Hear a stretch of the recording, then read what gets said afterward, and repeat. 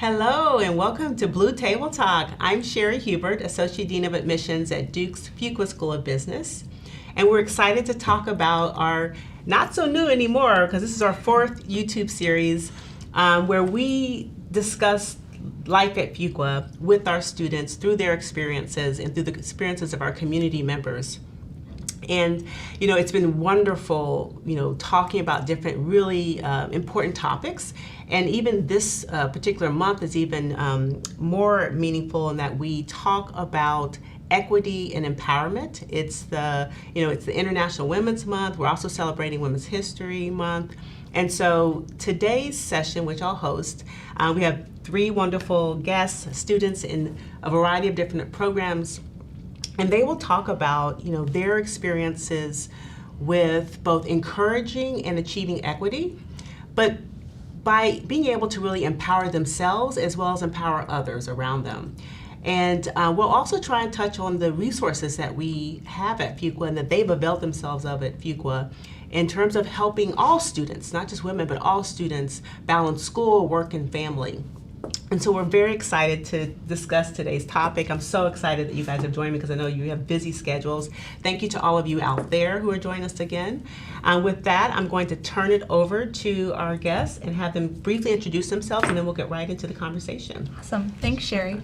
I'm Sharzad Abdullahi. I am a current MQM student, Master of Quantitative Management. So this is Fuqua's Business Analytics program. I graduated May 2022 with my business degree from Arizona State University, and then came straight over to Fuqua. Here I am participating in our MQM Student Association as our wellness chair. I am a part of Duke Interdisciplinary Social Innovators as a co-director for marketing and student outreach, and I help out as an admissions ambassador as well. Awesome. Nice to get to know a little bit more about you, and thanks, Sherry, for hosting this. My name is Aria Pip. I'm a second-year daytime MBA student. I graduated from Berkeley in 2016, where I focused on gender studies and sociology, specifically focusing on how women are represented in the media and how that impacts young women's self-perception. So really a passion project for my undergrad. Ended up working in product management and footwear manufacturing for most of my career before coming back to Fuqua to get my MBA. On campus, I am a Cole Fellow. I also work with admissions as an admissions fellow. I work with the Association of Women in Business with admissions, the Gender Equity Working Group, and then a few different TA positions, but love being involved on campus here. Wonderful. Awesome. Thanks, Aria. My name is Namita, and I am a part of the Weekend Executive Program here at Fuqua. And I'm currently working in a startup called Valencell, where we're trying to productize blood pressure technology through non-invasive methods. Yeah, I mean, that's pretty much my introduction. Okay, yeah, we're going to get into kind of what inspired you to decide to pursue your MBA and what your kind of work life looks like. But let's start a little bit by focusing on this notion of equity and empowerment. And I'm curious, and any of you can answer, what or who makes you feel empowered here during your business school experience? Or in what times have you felt empowered during your business school journey? Yeah, I can go. One of the things that I truly see is my cohort inspiring me to empowering me day to day. But I also see the faculty at Fuqua and the staff that basically are challenging you to think out of the box. And so I think those are the people that empower me in my day-to-day journey. Echo that 100%. And I think going outside of this great Fuqua community we have on campus, I think about the people outside of my business school life, like my mom, all of the women in my professional life that have really inspired me to be here, previous female bosses, and I really take them and what they've given me, and I'm just so thankful and grateful for them for empowering me to be here and allowing me to be here in this space. That's wonderful. Definitely agree. In terms of my cohort is incredibly empowering and extending outside of Fuqua. My mom is my number one cheerleader and my biggest fan. Same with my dad and my brother, and really just my foundation in general, which is consisting of my family, my friends, my managers at my previous internships, really uplifting and supporting me to feel empowered as I prepare to begin my professional journey, and really reminding me that there's no door that is close to me. So I'm very grateful for them. Yes. So I'm curious, I'm going to go a little bit out of turn and say you each have decided on a path for your business degree that is very distinct and unique. Kind of talk to us about what made you decide or what inspired you to pursue and invest in yourself, right, through the pursuit of your business degree. Anyone can go in any order. Yeah, I'm happy to take that. I think I'm one of the few that absolutely was in love with my pre-MBA job, especially in the daytime program. I just loved my job, but I felt myself growing really fast in this very niche industry. I was in equestrian footwear, so you can't get more specific than that. And I kind of had to think, like, I take this path that I'll love and I'll be so happy on, or I can take a step back and give this gift to myself of fully immersing myself in meeting amazing people, having this like wealth of knowledge come in and just get exposed to so many different perspectives and people and backgrounds. And I just thought, where I was at in my career, like this was the perfect time to invest in myself and to invest in the others around me. And I mean, we'll get into this, but Fuqua was the perfect place for that because it really is a team that you're a part of and everyone's pushing each other forward. And so you become part of this like momentous wave almost where you feel like everyone is on the same path together. And so it was to invest in myself, I think originally, but it became a lot more about investing in the community long term. Was it an easy decision? Oh, it was a very hard decision. Okay, yeah, so talk a little bit about what was hard about it. I mean, very truthfully, in the industry I was in, which was retail, an MBA is almost frowned upon. Like, not frowned upon, but it isn't needed to get to a high position in that industry. And so not my boss, she was supportive, but some of the VPs in my company were telling me, like, you don't need to go get an MBA. And when you have that kind of nagging behind you, it does hold you back a little bit. But in the end, I had to think about what was right for me and what was right for my path. And I realized that I didn't want to just stick in retail and I didn't want to stick in that function. And I looked to the peers that I knew who had gotten their MBAs and, you know, just broader business leaders that I didn't even personally know. And those were kind of my role models. And so that's what made me, you know, go after that tough decision. That's great. That's great. Namita or Sharzad, anything you'd like to add in terms of what inspired you or what doubts did you have as you thought about the degrees? I can definitely jump in if that's okay. But yeah, like I said, I just came straight from my undergrad degree to Fuqua, and for me, I love education, I love school, so I knew I wanted to get a master's to really deepen my knowledge since I had a business background, but I wasn't sure, you know, what sort of master's I wanted at first. And then the more I learned about, you know, the different degrees out there, and the more I reflected on the kind of leader I wanted to be in the long term and the kind of impact I wanted to make, I realized I needed a business analytics degree to really understand this technical world that I had absolutely zero background in. And I was looking to see what was out there, and I was a little daunting for me because, you know, in college, I was telling Sherry and Amy to this before, I took 1 or 2, you know, computer information system classes, and I just absolutely hated it. I cried every day. It was so difficult. I felt so like not intelligent in those classes. But Fuqua really felt like the perfect school, and MQM was the perfect program that blended this technical background that I was looking to build and this business acumen that I felt I already had, and I could kind of build my technical skills with this business perspective in mind. So that's what really drew me here. And it was definitely scary. I mean, I think my parents were more scared than I was because they're like, you know, you really struggle in those classes. But I knew if I want to be the kind of leader I'm setting out to be and make the change I want to make, that I need to have this understanding of, you know, data science and how that plays a role in the business world. So it was definitely the right choice for me. But it was absolutely a leap of faith in terms of, you know, the skills that I possessed at the time and what I was hoping to get out of it, but incredibly worth it. And based on where I'm at now, you know, 8 months later, and how much I've learned. Right. And you know, you had support, but you Yes. also knew that you could do this. You deserve this. You could do this, right? You have Absolutely. supportive environment around you to be successful in Yes, this, right? absolutely. So yeah. That's awesome that you like went from a non-STEM background to now having STEM. That's pretty cool. For me, I think my whole career has been in STEM, and so it was interesting when I was trying to make a decision for what was next for me. I was thinking how I could round my whole career by getting a business degree.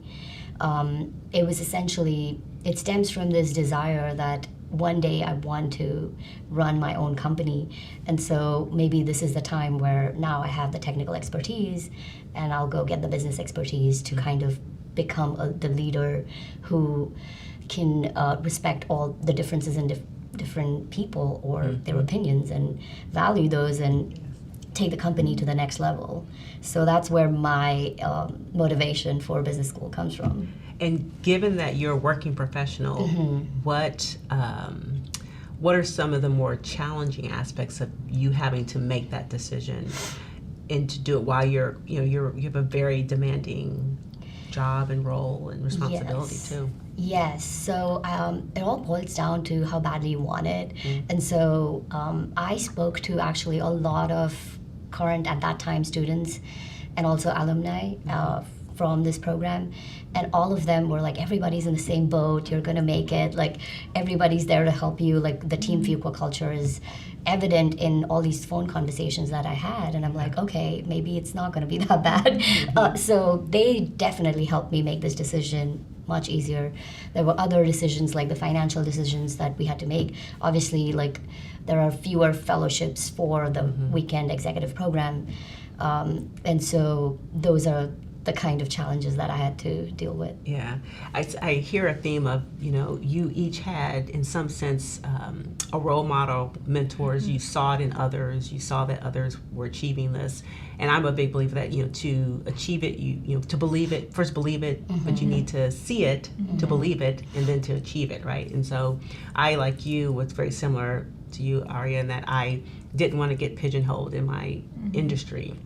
I wanted to be able to chart my own course, but I didn't have anyone in my family, immediate family, who had gone and gotten their MBA. And so I needed to rely on other alumni friends who had done it to really believe that this is possible for me too, or to have more of a roadmap and a path to be able to do it. So yeah, to see what's possible. Yeah, exactly. Yeah. And I know that each of you then in turn are paying it forward and being that, being those role models for others too, and we'll get into that a little bit. Let me switch a little bit and talk a little bit about equity. How do you define it?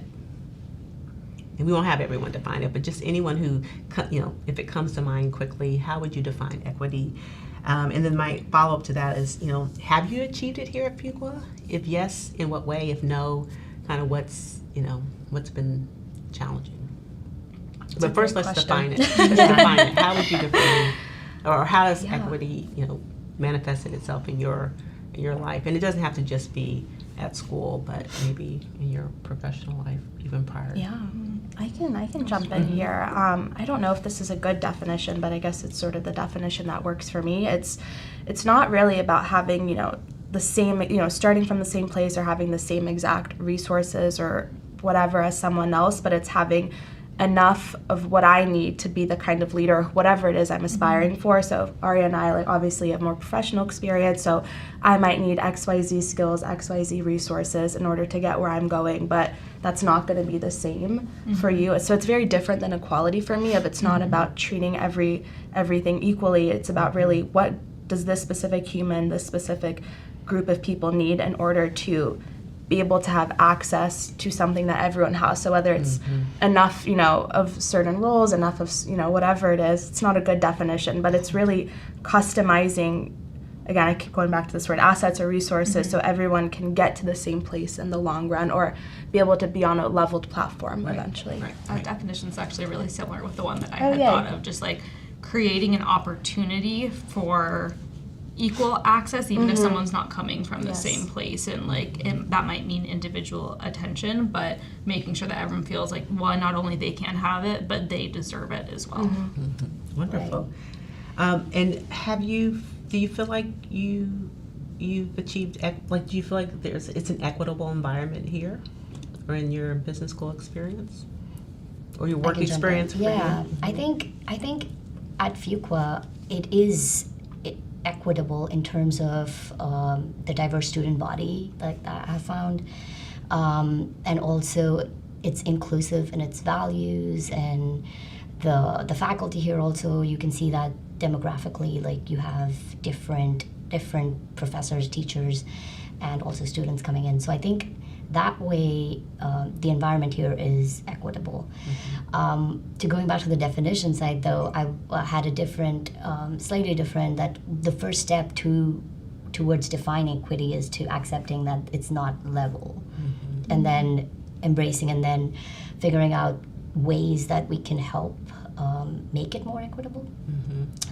So one of the ways like I see myself helping the situation is by actually trying to get to the leadership positions and then helping people that way. So that's one of my ways to contribute to. And then also advocating for groups that that are underrepresented in places where I can see it. And yeah, the first step is to basically accept it and be aware of it, so then we can move ahead forward. Exactly. And you, Aria, you're a part of what we call the Gender Equity Working Group at Fuqua. Do you want to talk a little bit about what the group is, how it was formed, and what the mission is? Yeah, so the Gender Equity Working Group, or what we call GOOG, sits under the Office of Diversity and Inclusion and the Dean of Diversity and Inclusion here at Fuqua. And the group was really formed to ensure a more equitable space and make sure that different voices are heard. And it's treated not as a formal club, but more as a working group. So new students come into it, they come up with initiatives, and it very purposefully is not event focused like a lot of other clubs on campus, but more mission driven. Like, what are we going to do, to actually change the policy at the school to ensure that all the right voices are heard. I specifically work on the sexual misconduct arm and branch of GOOG, so that looks like getting the right resources to the student body, and not only the student body, but also faculty and staff at Fuqua if they are in issues of sexual misconduct or relationship abuse, things like that. The broader club works to make sure that when cohorts are brought in, it's diverse and representative of, the world outside of Fuqua, and that clubs internal to Fuqua are reflective of the student body within Fuqua. So a lot of different efforts going on, but I think it's a really special organization within Fuqua that is still, I think, relatively new and probably has a really bright future ahead of it. Yeah, we work very closely, and right now at Fuqua, 48% of the student body is female in the daytime MBA program. When I look at the MBA Association cabinet, I think it's like 41% are held by female positions. When you look at club presidents, it's more like 50-50. And so it's, again, what is it representative in, how representative is it across the entire student body? But then in these individual experiences that students are having, how equitable is it? And how representative is it? I know for me, on my day-to-day, I also look at my own team, right? And I want to make sure that, there's equity in pay, and there's equity across different functions that are similar to, and so that's really important to me, and that's where I found that I want to make a difference. And it stems from an experience that I had where I was underpaid, right? And I found out that I was underpaid when I first started out in my career, and so, and I think that's still an area that, just generally speaking, our society has to work on, because we still, as women, are not being fairly paid. But I think that, we are, where we can create equity and have an impact, we're doing that. And I'm really glad that we have the Gender Equity Working Group. And it goes beyond women, right? Like, the mission is to really, I know that we put non-binary bathroom stalls in. I think that we've increased it from 0 to 2 now, which is amazing. So it is really looking at those touches that will make a campus a more inclusive environment. Right, that's right. And so we talked a little bit about, this was a question, ways in which we can make our environment more equitable. What about identity? You talked about different identities in equity, right? So it's not just women in equity. There's different kinds of identities. And I know, for me, I am not only a woman, but I also identify as a Black woman. So I'm curious, what identities, how important is your identity as a woman to your business school experience, or are there other identities that really are more salient to your day-to-day experience? Bless you. Bless you. Yeah, I think for me, I mean, a big part of my identity is being a woman, but it's also, I'm Persian American. That's a huge part of my identity. And anywhere I go, anything I do, my identity is brought along with me. And I think because, being a woman in STEM or being a woman in business, where at least I am made hyper aware of my identity for better or for worse. And I think it's, about preparing to enter the workforce, I always, think of, am I too much? Am I not enough? Am I too aggressive? Am I too passive? Things like that, of like constantly being very, very aware of like, how do I come across to people? And I think, that can be a potential strength as a woman, because we build this incredible like resilience and self-awareness of who we are and where we want to be and fit and mold our space in the world.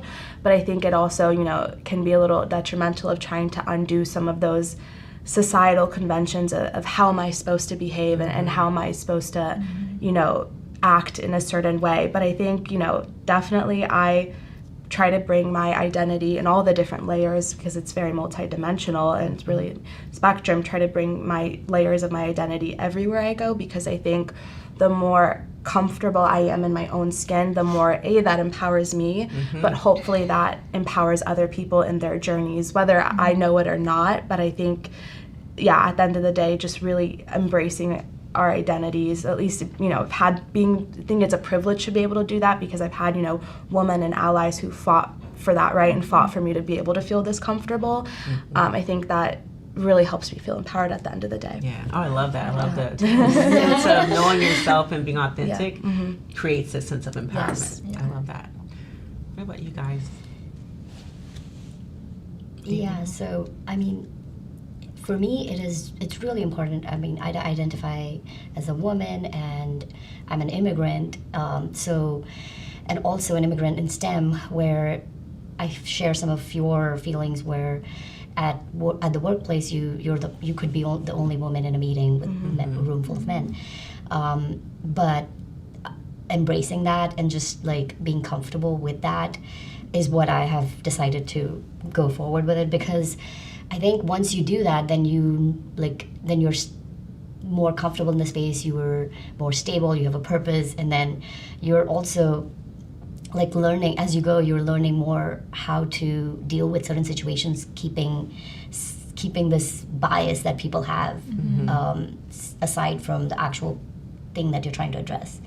So for me, I think it's really important that you just feel empowered by accepting who you are, and then everything else will flow through.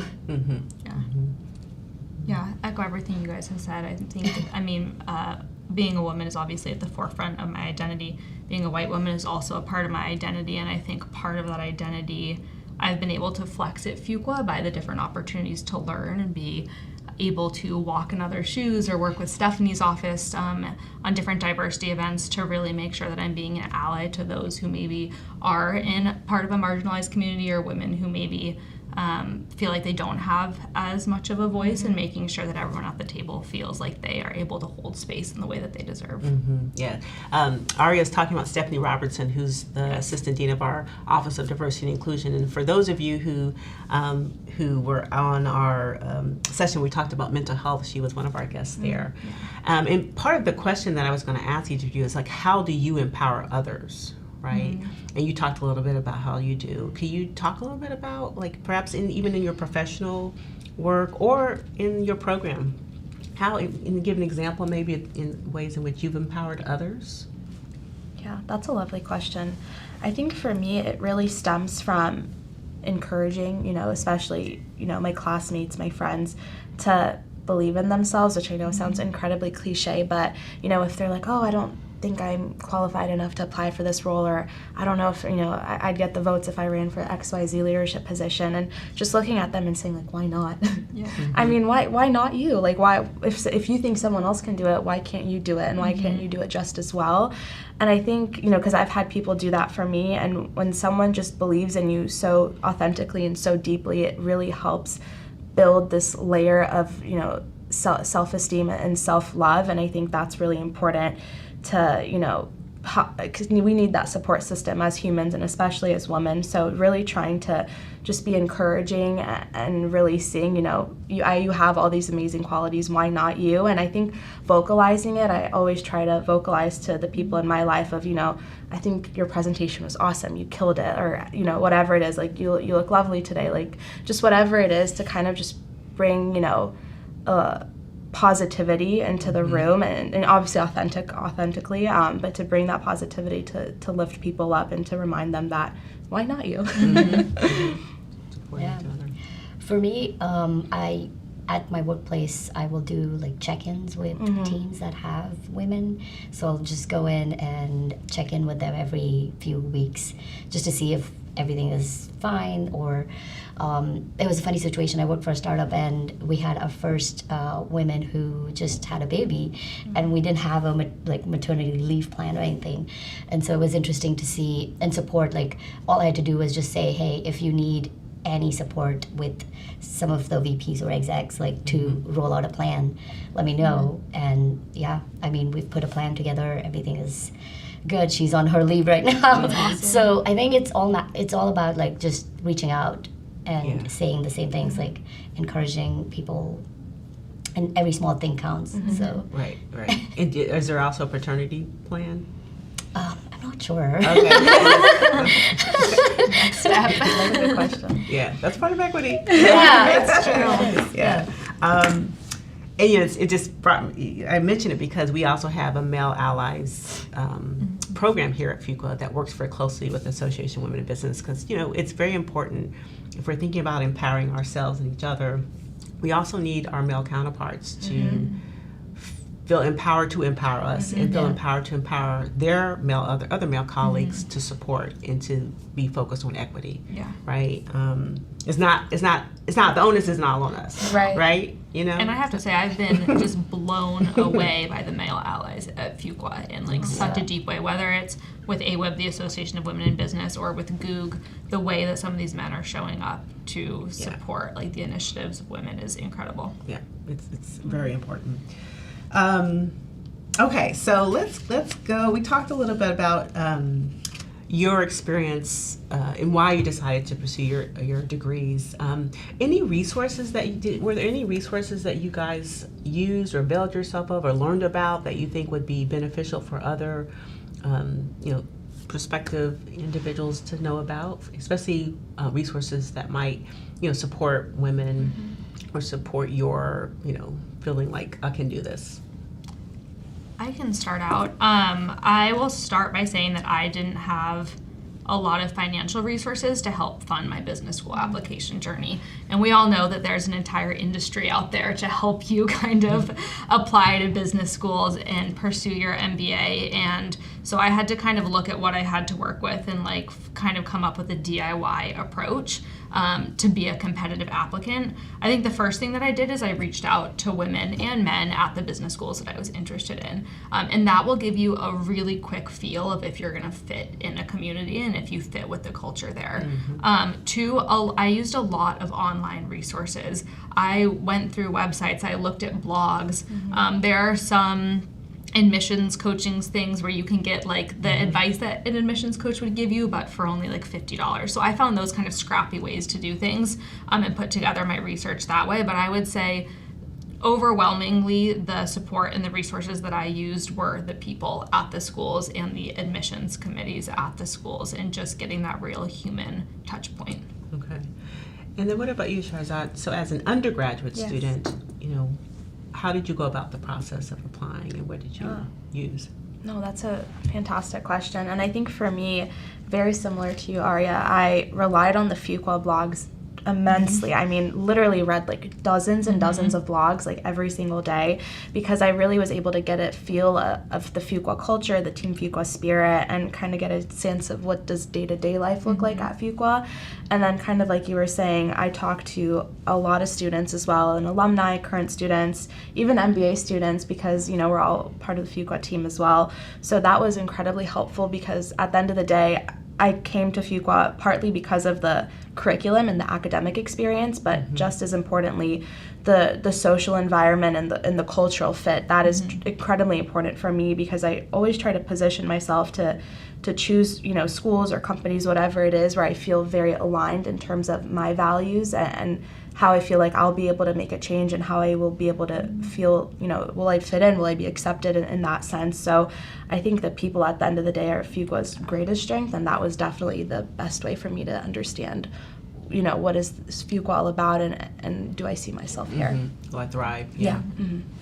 Yeah, so for me, similar to what you guys have said about talking to people and applying that way, but I also checked the box on the fellowship on the application, and I did end up getting the Forte Fellowship, which is a great resource, which I didn't know, and a lot of people told me about it in my program, that they provide mentorship and coaching too, and I'm sure there are other foundations like that which can give us give people resources that they need, even more than just like the money, which is essential. But Go ahead. I was just going to say thank you for mentioning Forte. I can't believe that I missed that. I work as a Forte ambassador. I'm a little embarrassed. Forte is an incredible resource, and I think that there's a little bit of a misconception that you have to pay to be a part of like a MBA launch program or something like that. Any woman can sign up for Forte for free and get access to those resources. So absolutely do that. Thank you for saying that. Yeah, if you're an MBA student, if you're a student, exactly. And they have conferences. They have every year. They have women in business conference. I think this was at Dallas this year. Yeah, they had one in LA. I think LA last year. Yeah. So I'm trying to go this year. Yeah. So we'll see. Yeah, it's important. I am always surprised at how many folks have not heard of it. So, and I'm a big believer and big supporter. I'm on their advisory council, and so it's just, we need more associations to really, support women in business, right? And the great thing is they support through the entire life stage. So from undergrad all the way through kind of executive professional women. And so, and it's a network that's wonderful. It extends beyond just your time in school, right? Like you said, they have professional workshops and skill development and other kinds of webinars and seminars and programs. They also have job postings, like Awesome. they'll send you like, hey, these are for the month. Or Right, like exactly. So again, their mission really is to create equity. Yeah. Do you know if specialized master's students can apply? Incoming pretty students? sure you No, can. really? Their Okay, distribution that's a great list. resource for Yeah. students. Awesome. Okay, wonderful. So we're going to dig into specific questions. And it's funny because I asked Aria, you've already touched on some of this, but can you talk a little bit about what's a typical day for you as a second year MBA? Yeah, so each day is different for sure. It ebbs and it flows, I think, depending on the involvement. But I am involved with a bunch of different clubs, and I've taken a little bit of a lighter class load these last 2 terms. So I'm doing 2 classes each term, and then I have a mentored study, which is kind of like a working internship that I'm doing with a VC fund. And so my day, this term, I only have classes on 2 days, so I'm trying to wake up, work out. I'm training for a mini triathlon, so definitely getting like 2 hours of exercise every day or training in. Do a bunch of stuff on my computer for clubs and involvement, things like that, usually helping organize something, and then focus on classes and do the same thing again. A lot of meeting with prospective students on behalf of AWIB and Forte. So I love speaking with prospective students. I love speaking with students who are on the wait list and like so motivated to get into Fuqua. I'm also an admissions fellow. I know you are similar. So speaking with students who I interviewed who are really just in that final push has taken up a lot of my time the last few months, and just helping support them in any way that I can. Okay, and what do you want to accomplish? Is there any one major thing you'd like to accomplish before you graduate? So we're in process of getting the little bathroom signs updated that talk about the sexual misconduct resources. That's my big push right now. It was supposed to get done over spring break, but we're running into a little bit of roadblock. So I think that'll be a huge thing to kind of have checked off. And then I was speaking to you guys before we started, but getting the new Cole cohort elected has been a huge initiative. I was running the day today, so having that done will be good as well. Do you want to talk a little bit about what Cole is? Yeah, so Cole is the Coach K Center for Ethics and Leadership, and it is a cohort of around 40 to 50 students that are second years that are elected into the position to help lead the first year C Leads. So do you guys have C Leads in your program? Don't think so. Okay. So in the daytime MBA program, you're paired on a C Lead, which is like a very intentionally diverse group of around 5 to 6 people, and you work with them throughout your entire first year. And so the Cole Fellows from this fellowship work with the C Leads, and it gives the individuals in the Cole Fellowship an opportunity to develop their own leadership skills by working with first years, and also the ability for the first years to have a mentor in second years as soon as they come on campus. Yeah. So- Yeah, it's like your learning team. C-League is like Yeah. a learning team. Okay, So if you have got it. small learning teams where you do Yeah. case, it's like that. Yeah, we just don't call them. Right. I don't know why the daytime program Everything's different. And then, do you want to share? Can you share what you're doing when you graduate? Oh yeah, so when I graduate, I'm going into consulting, so I'll be at Bain in Atlanta. Oh, wonderful! Congratulations! Thank you. Wonderful. Alrighty, Shazad. So you talked a little bit about what attracted you, and I'm curious, what's a typical day like for you, for those who aren't familiar with the MQM Business Analytics program? Yeah, so similar to Aria, no 2 days are similar. I actually just wrote a blog about like what our week looks like. But yeah, I typically, for me, I try to, get up, work out in the morning, but also, give myself grace, because some days I'm like, I need to sleep in and do whatever. But yeah, I try to meditate and stay off social media for like the first hour or two, and then like to get informed like what's going on in the world. I play with my roommate's dog. Her name's Kambu. But yeah, we have 3 classes a term, so we have like staggered like 2 classes every other day, or every day except Wednesdays. So I go to class. Our classes are more lecture based, but there's like a lot of teamwork, team-based activities. So I meet with my team after. I work as admissions ambassador, like you said, so I love meeting with prospective students and incoming students. I'm actually grabbing a coffee with a girl who just got admitted this Sunday, so I'm very, very excited about that. But yeah, and then I typically have meetings for our MQM Student Association. I work as the wellness chair, so I try to spend a good chunk of my week, planning activities, thinking, what does our cohort need, who can benefit from what sort of, self-care activity. I try to study, and I try to dedicate my Wednesdays for the most part to recruiting activities now that I'm like officially on the job search. So really looking, at what roles I feel like I would be able to thrive in and contribute most to the company's culture. And then definitely make good time for, see people, see friends, Yes. hang out, take time for myself. Yeah. That's important. Anything in particular you want to make sure you're accomplished before That's a the good next couple question. months? You don't have room. Yeah, no, that's a great question. I think for me, it's just hosting at least like 2 more wellness events. I think that's a lot of students in our program are really, aggressively, on the job hunt now, which is fantastic, but I just want to make sure they're remembering to take care of themselves and take care of their wellness needs as well as they pursue, jobs. What kind of wellness activities do you guys? So in the past, a lot of them are food-based. I see those do very, very well. Yes, everyone loves food. So I try to, we do happy inhale, things like that. Sometimes it's more junk food, but then we'll do, stress balls and giveaways, things like that. I'm trying to do like a massage day if we have the budget for it. I think just things like that. And then activities where I'm planning one where you write a note to like a classmate of something, like I thank you so much for participating in class, or something where you want to just show your appreciation for someone. I love that. Yeah. That's a good idea. Sign me up for the massage.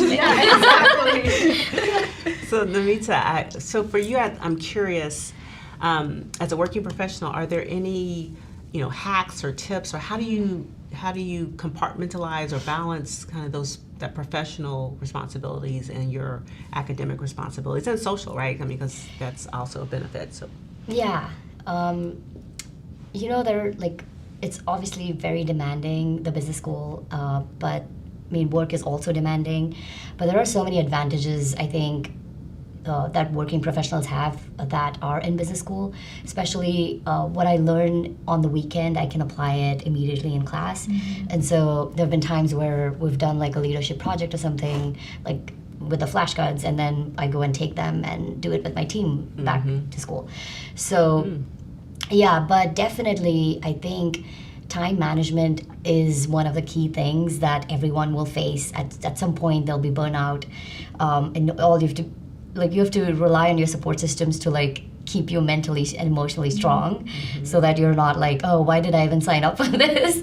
But I think key is to prioritize. You only have X amount of hours, and you can't be perfect at everything. So like just believing in that and accepting that fact and like going through all the assignments like to the best of your abilities is something that you need to kind of scale yourself. Like I'm a perfectionist, I want to do everything so well, but I've realized quickly that maybe it's not about that, it's about just doing it and like knowing how to do it is the key. Right.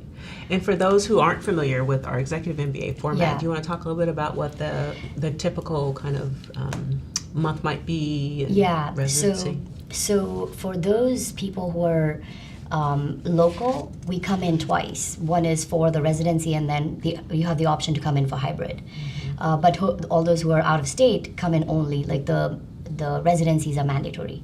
So a typical residency, like we had one last weekend, you fly in or you drive on Thursday evenings, and then Friday, Saturday, Sunday you have classes. So a typical day would start at like 8 a.m. We would have classes, you have lunch break, but then the classes end at 5, and then you either have faculty organized seminars or networking events that your cohort liaisons will kind of design for you. And we had a bowling event last weekend. So like every weekend there's something, and that helps you build these relationships, because like people are coming here in person just to develop and build that network along with the in-person classes. But I think everybody's super excited to just like meet everyone and get to know everyone, so that we have this long-lasting relationship which we can leverage and have it over our lifetime, right? Yeah, we just had Fuqua Around the World, for those of you who are curious. It's when all Fuqua alumni get together on the same day, same day, all over the world to celebrate each other, to celebrate our admitted students. And so I went to the one in New York. We had over 200 people. Oh, wow. And so many of them were like current, executive MBA students and alumni, and students, alumni from the MQM and MMS program, and of course daytime. So, and Yeah. even our MSQM online current students and alums. So it's a wonderful experience. But you're right, the socialization, the relationships and the networks that you guys are developing are probably the one of the most precious things that you're Yeah. gaining from this experience. Yeah. Before we wrap up, I'm curious if there were a piece of advice that you give to an incoming student, woman, man, Yeah. what would you give them in terms of just how to make the most of their experience, or what not to worry about? One of the things that I would recommend is there's so many opportunities out there, like all these events happening. All you have to do is just find what you want and go. So like make most of all these things that are available, all the resources. Like we have so many, I can't even list like on my finger. Like there's so many, every week there's like so many things happening. So I would recommend, like, once you're in here, like embrace this whole culture and just go with the flow and Trust the process. Trust the process. Make most of the opportunities. Yeah. Yeah. As someone who came from not a super heavy quant focused background, I would just be confident in the fact that Fuqua will support you through everything that you need. I was terrified of stats, accounting, corporate finance. I was like, am I going to make it through this? And I was blown away by the amount of support, not only from the classmates that I had, but also that second years gave and that professors are able to give you. So don't stress if you feel like you're not ready for certain classes. Like, everyone comes in at different places, and the program's designed to help you all exit with some kind of comfortability. Yeah, I want to add to that before we wrap up. But so for the weekend executive program, we have coaches. Like the CMC, that's the Careers Management Center, will basically assign you coaches, like individual coaches to everyone, that you can like talk about your resume, or even like like negotiating process, or hey, I'm having this trouble at work. What do you recommend? So it's really nice, like the resources that we have. Yeah. Yeah, Be they absolutely. academic or career. Yeah. Yeah. Right? Mhm. No, fantastic. I think building off of that, the best advice I can give really is just giving yourself grace. I think I really struggled with that my first term. I mean, I usually don't, I try not to, I guess you can't choose to experience imposter syndrome, but I choose to, say, I'm meant to be in this room. I'm intended to be here, things like that. But my first term, I really struggled with imposter syndrome of feeling like, oh my gosh, like, did I make the right choice? Am I cut out to do this? Especially the more technical courses, I was struggling a bit.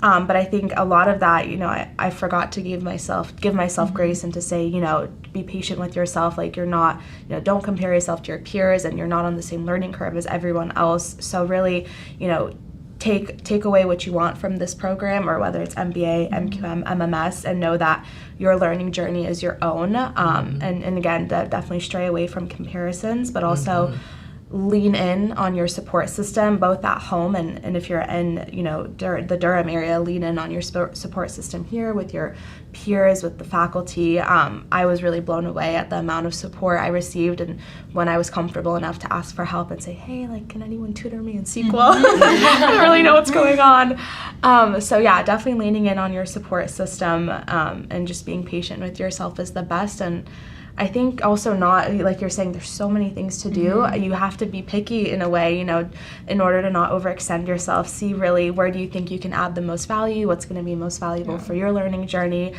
because you can't do it all. Exactly. And I think going off of that, something else I would mention is don't be afraid to fail. Yes. This is the perfect environment to get Absolutely. comfortable failing in, and I remember they said that at our Yes. orientation, and it's something I've really tried to like hold true to, either applying for a position knowing I might not get it, and then like almost celebrating the fact that I put myself out there, I think can really help you develop as a woman and just as an individual while in business school. Yeah, we put so much pressure on ourselves to be Yeah. perfect, Yeah. right? But you're so right. This is the best place to The to playground take, Yes. for right? failure. Yeah, to take some risks, right? It's in a Yeah. supportive environment, and so well, you guys are so wonderful This and is so so fun. open. And, Thank you so much for I really appreciate all of your time and just pouring out your advice and your heart and to our audience. I hope you guys have enjoyed it as well. Our time has come to a close, and I want to thank you all, for again our guests sharing their perspectives. I hope each of you out there found it to be really interesting and enlightening. I know I did, and I know there's so many other aspects of this conversation that we didn't get a chance to cover. And there's so much more that can be done. So stay tuned. I'm looking forward to seeing what you guys are going to be up to in the world when you get, and what you continue to do with the great things happening with the company and the product. And then Ari, best of luck as you graduate. And Sharzad, same for you. Please continue to stay in touch. As you guys were talking, I was thinking like you guys empower just by being you and sharing your experiences, right? And each of you have shared it with prospective students in roles that are formal and informal. And so by doing that, you empower others and you pay it forward. And you just never know who you're going to touch, right? That's true. By telling your story and talking about your journey. And so thank you so much. Thank you guys out there. Tune in for the next discussion that we'll have in April, on April 12th. This will be focused on cultivating allyship and pride. So I hope you guys all join us back here. I hope you've enjoyed this. I know I have. I wish you guys all the best, and take care, be safe, and thanks so much for joining us. Look forward to seeing you again. Bye-bye. Yay. Thank you. I love it.